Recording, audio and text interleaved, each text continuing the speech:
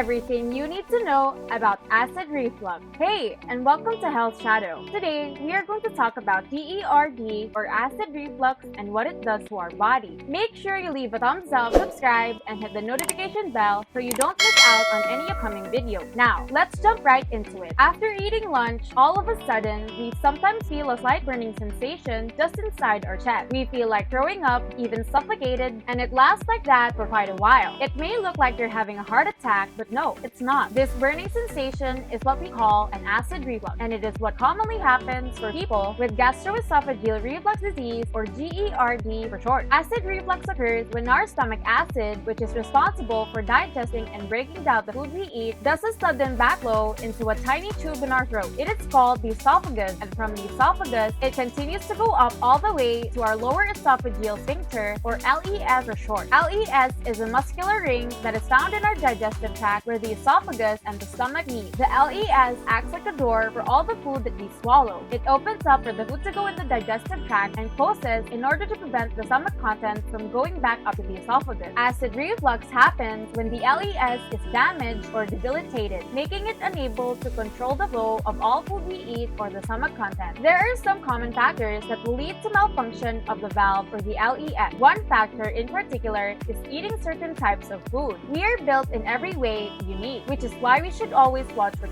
we eat. There might be foods that are too much for you to handle, like extremely spicy food, dairy, and seafood. Sometimes these may cause acid reflux. Another is by putting too much weight or pressure in our abdomen. Our body is sensitive, especially the part where our digestive tract is located. Sometimes sudden pressure will force the gastric juices to suddenly backflow. Our eating habits may also play a role with our acid reflux. Certain foods that are high in fat, use of spices, and salt are foods that commonly cause heartburn. Consuming these types of food causes the esophageal sphincter to slow down the digestion process of the food, which is why it sits in the stomach for a much longer time. Acid reflux happens and can be developed by individuals of all ages, but it's best if we know what really causes this discomfort. So now, let us find out the symptoms of acid reflux and the possible treatments that we can use to eradicate further casualties. Heartburn. This is the most common symptom of GERD. Our body is built in a methodological way. Our stomach, for instance, has a protective barrier made up of mucus and bicarbonate substances that helps to prevent damages from the caustic nature of gastric juices like hydrochloric acid. Heartburn happens when the LES does not prevent the gastric juices from leaking from the stomach up to our esophagus. This can be unpleasant and painful for other people, but fret not, for it doesn't really last for a long time and does not indicate a serious damage to the esophagus. Dyspepsia. It is a burning sensation and discomfort in the upper center of the stomach. Commonly, it is referred to as indigestion. Heartburn may become a symptom of indigestion, and the pain that follows can be felt at an irregular basis. Dyspepsia causes a person to have an upset stomach. They may feel uncomfortably stuffed or full even when eating less or not eating at all. They might feel bloated and nauseous, and they also burp quite often. Regurgitation. An approximate measure of 80% of patients with gastroesophageal reflux disease experience regurgitation of varying severity.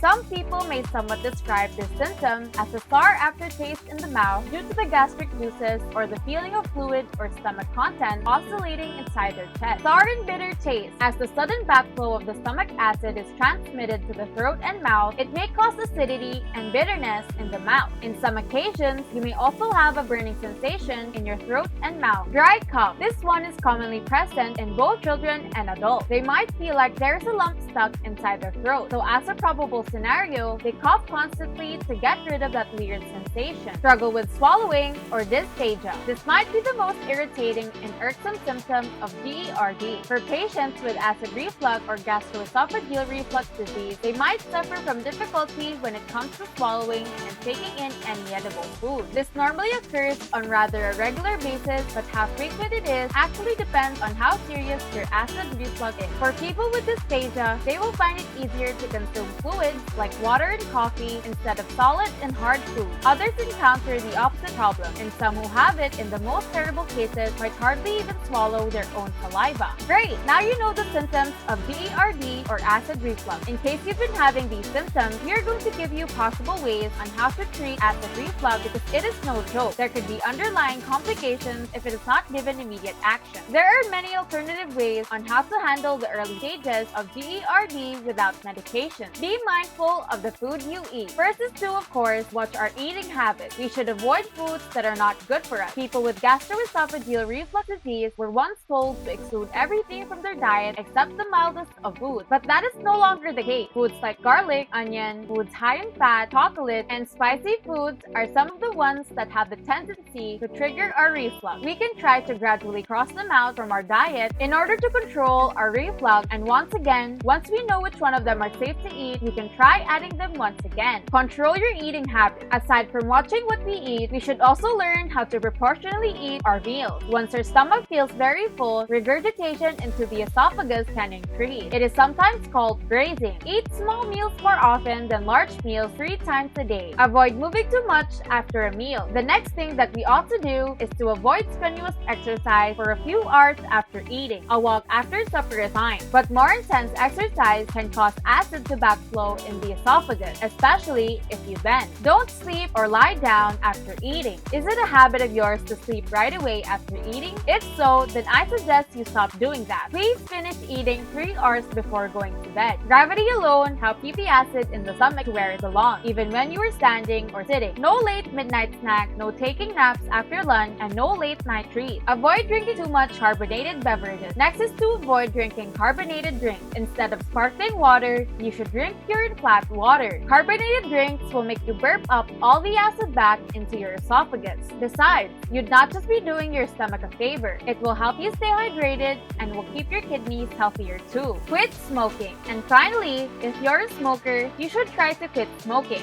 Recent studies show a certain correlation between smoking and GERD.